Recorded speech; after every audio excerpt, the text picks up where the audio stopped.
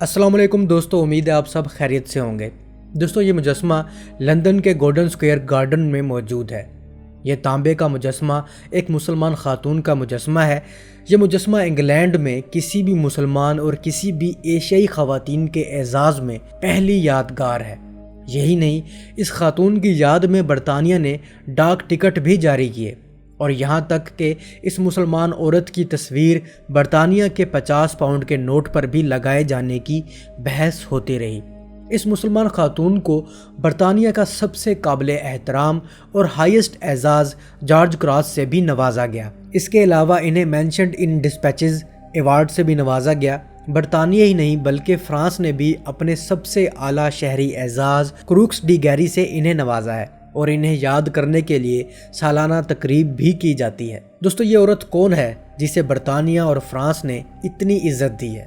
تو دوستو یہ خاتون نور النساء ہے، جو کہ نور عنایت خان کے نام سے مشہور ہے۔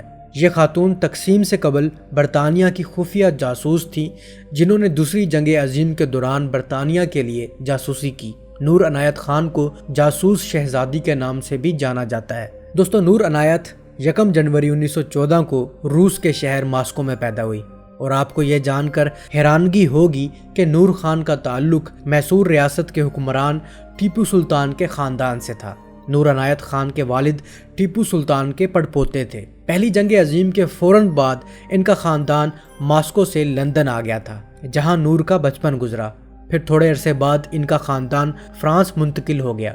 1927 میں نور کے والد کا انتقال ہو گیا، تب نور 13 سال کی تھی۔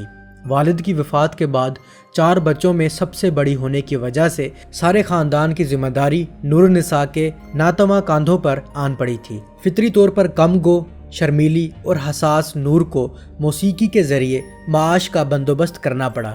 وہ پیانو کی دھن پر صوفی موسیقی کا فروغ کرنے لگی۔ اس کے علاوہ نظمیں اور بچوں کی کہانیاں لکھ کر بھی اپنے معاش کا بندوبست کرنے لگی۔ اس کے علاوہ وہ فرانسیسی ریڈیو میں باقاعدہ شرکت کرنے لگی۔ ان کی ایک کتاب 20 جاتک کہانیاں لندن سے شائع ہوئی۔ جب دوسری جنگ عظیم کا 1939 میں آغاز ہوا تو اس وقت نور فرانسیسی ریڈ کراس میں نرسنگ کی تربیت حاصل کر رہی تھی، لیکن نومبر 1940 میں جرمنی کے فرانس پر قبضہ کرنے سے کچھ عرصہ قبل وہ ملک چھوڑنے میں کامیاب ہو گئیں۔ وہ ایک کشتی پر اپنی والدہ اور بہنوں کے ہمراہ دوبارہ لندن پہنچ گئی۔ برطانیہ پہنچنے کے کچھ عرصے بعد ہی انہوں نے نازیوں کو شکست دینے کا عزم کرتے ہوئے ایئر فورس کے لیے درخواست دے دی، جو یہ کہہ کر مسترد کر دی گئی کہ لڑکی ڈرپوک ہے، فوج کو دیکھ کر دہشت زدہ ہو جاتی ہے، اس لیے یہ لڑکی لڑائی کے قابل نہیں ہے۔ پرجوش نور نے مسترد ہونے کے بعد ایک خط برطانوی وزارت کو لکھا، جس میں اس نے ریجیکشن کو مسترد کرتے ہوئے کہا کہ میں جرمن فوج کو شکست دینا چاہتی ہوں اور نازیوں کے اقدامات انتہا پسندانہ ہیں۔ برطانوی وزارت نے اسے بھرتی کرنے کا حکم دے دیا۔ اسے نومبر 1940 میں WAAF یعنی کہ وومنز آگزیلیری ایئر فورس میں بھرتی کر لیا گیا۔ اسے بمبار ٹریننگ سکول میں وائرلیس آپریٹر کی ٹریننگ بھی دی گئی، جس کے بعد اسے برطانیہ کی secret service special operations executive کا ایجنٹ بنا دیا گیا، اور اس خطرناک راستے کا انتخاب نور نے خود ہی کیا تھا، چونکہ وہ ایک تو ریڈیو آپریٹر کی تربیت لے چکی تھی اور دوسرا وہ متعدد زبانوں میں عبور رکھتی تھی، تو انہیں آسانی سے انڈر کور ایجنٹ کے طور پر کام کرنے کا موقع میسر آ گیا۔ SOE کا ایجنٹ بننے کے بعد انہیں فرانس میں موجود نازیوں کی سرگرمیوں کو سبوتاژ کرنے، جرمن فوجی دستوں کی معلومات برطانیہ بھیجنے اور جرمنز کی خفیہ پولیس گیسٹاپو کے راز جاننے کے لیے فرانس بھیجا گیا۔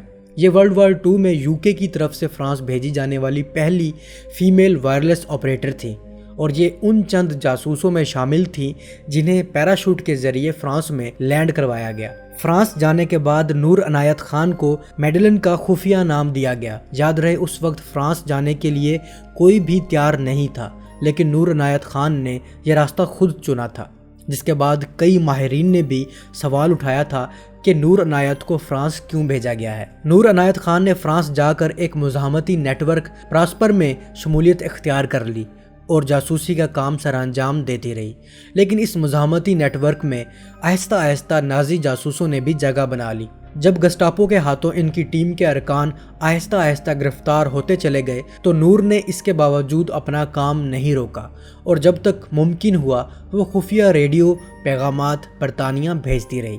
نور عنایت خان کے افسران نے بار بار ان پر زور دیا کہ واپس لوٹ جائیں، لیکن نور نے تنہا اپنا جاسوسی کا نیٹ ورک قائم کیا اور 3 ماہ سے زائد عرصے تک اس نیٹ ورک کو کامیابی سے چلایا بھی، اور اسی عرصے میں وہ بار بار اپنی شناخت چینج کرتی رہی۔ کبھی وہ نرس بن جاتی تھی، کبھی بیکر بن جاتی تھی اور کبھی ان کا نام جین میری ہوتا تھا، لیکن ان کی خوش قسمتی زیادہ دیر تک برقرار نہیں رہ پائی۔ ان کی اپنی ہی ساتھی نے ان کے ساتھ دھوکہ کیا، بالکل اسی طرح جس طرح ٹیپو سلطان کے ساتھ دھوکہ کیا گیا تھا۔ کہا جاتا ہے کہ ان کی ساتھی نے ان کو گرفتار کروانے کے لیے 1 لاکھ فرانک لیے تھے۔ 13 اکتوبر 1943 کو جاسوسی کے الزام میں جرمن کی سیکورٹی سروس SD نے انہیں گرفتار کیا اور اس دوران ان پر خطرناک قیدی کے طور پر تشدد آمیز سلوک کیا جاتا تھا۔ نور سے اہم معلومات نکلوانے کے لیے انہیں بدترین تشدد کا نشانہ بنایا گیا، لیکن نور نے انہیں کسی بھی قسم کی معلومات نہیں دی۔ انہیں 10 مہینے تک سخت ترین سزائیں دی جاتی رہی، لیکن پھر بھی نور کے منہ سے کسی بھی قسم کا راز افشان نہیں ہوا، یہاں تک کہ جرمن فوجی اس لڑکی کا اصلی نام تک ہی نہیں جان پائے۔ اس دوران نور نے 2 دفعہ جیل سے فرار ہونے کی کوششیں بھی کی، لیکن ناکام رہیں۔ ایک دفعہ تو یہ 2 اور جاسوسوں کے ساتھ پیرس ہیڈ کوارٹر سے فرار ہوئیں، لیکن وہ زیادہ دور تک نہیں جا سکی اور دوبارہ گرفتار ہو گئی۔ پھر انہیں جرمنی لے جایا گیا، جہاں دوبارہ ان پر تشدد ہوا، لیکن جرمن پھر بھی نور سے خفیہ معلومات حاصل نہیں کر پائے۔ 13 سپتمبر 1944 کو نور اور ان کے ساتھ 3 اور فیمیل جاسوسوں کو گولی مارنے کے احکامات دیے گئے۔ نور کو گولی مارنے سے پہلے دوسری 3 فیمیل جاسوسوں کو گولی ماری گئی تاکہ نور کو ڈرایا جا سکے، اور جن معلومات کو جمع کرنے کے لیے وہ برطانیہ سے فرانس آئی تھیں وہ انہیں بتا دی جائے، لیکن نور نے پھر بھی کچھ نہیں بتایا۔